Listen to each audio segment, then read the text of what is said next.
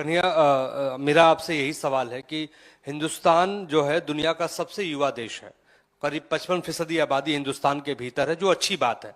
लेकिन मौजूदा जो सूरत हाल के हिसाब से अगर देखा जाए तो किसानों की आत्महत्या से ज्यादा युवाओं की आत्महत्या हो रही है हिंदुस्तान में। ये कितना चिंताजनक है और क्या समाधान इसका हो सकता है?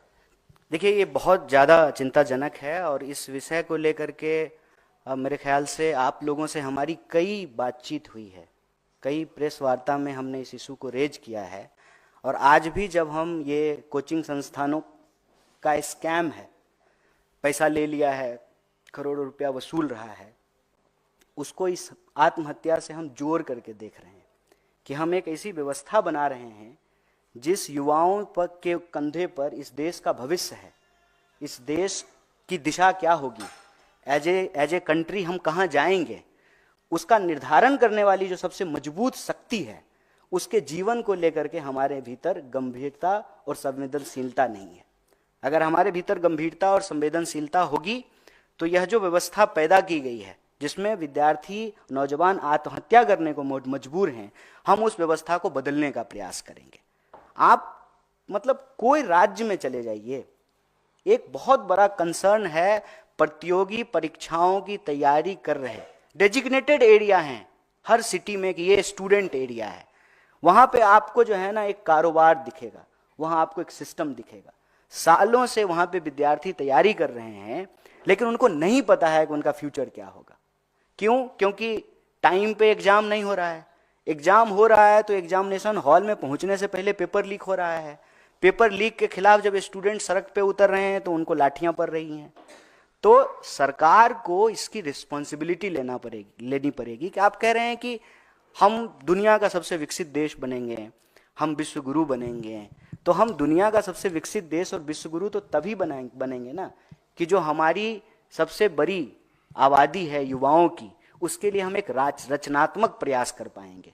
और इस दिशा में जो हमने आपको कहा कि एक तो स्टूडेंट को, यूथ को और इस देश के नागरिकों को नंबर में नहीं रिड्यूस किया जाए, सरकारी संस्थानों को बेहतर किया जाए, वैकेंसीज को समय पे भरा जाए, ट्रांसपेरेंट तरीके से एग्जाम हो, और जो निजी संस्थान हैं उसके लिए जो एक ट्रांसपेरेंट रेगुलेटरी सिस्टम हो कि अगर कोई क्राइम कर रहा है तो उसके लिए उसको एक अकाउंटेबल ठहराया जाए। ये कुछ सुझाव हमको लगता है कि सरकार को एज ए मेजर लेना चाहिए, जिससे ये हम जो अलार्मिंग सिचुएशन है उस अलार्मिंग सिचुएशन से देश को बचा सकते हैं।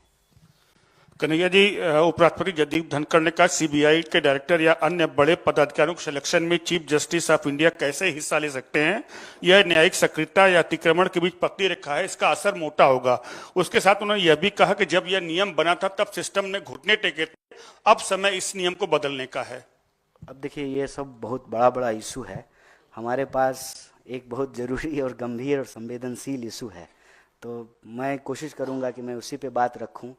जगदीप धनखड़ साहब देश के उपराष्ट्रपति हैं, उनका घुटना ठीक रहे इस उम्र में, हमारी ये शुभकामनाएं हैं।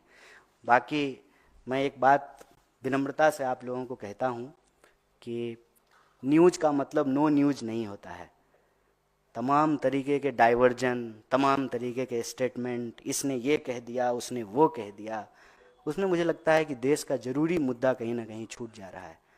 और as a citizen, as a member of the society, इससे बड़ा कोई इशू नहीं हो सकता है हमारे लिए कि लोगों की जान जा रही है हर घंटे, और देश की जो बुनियाद है, उस बुनियाद को जो चलाने वाले लोग हैं, उनके जीवन को लेकर के हमारा कंसर्न सबसे ऊपर होना चाहिए। कन्हैया जी, इसी विषय पे राहुल गांधी ने पिछले कुछ दिन पूर्व ही कहा था कि जब इस कमेटी में पहले चीफ जस्टिस होते थे, प्रधानमंत्री होते, नेता प्रतिपक्ष होते थे, अब जब चीफ जस्टिस को हटा रहे, इसका मतलब दो सरकार को एक में कोई मतलब ही नहीं ठहरता। अच्छा, तो बाकी लोग कह रहे हैं, बाकी लोग कहेंगे, मैं आज इसी विषय पे कहना चाहता हूँ। और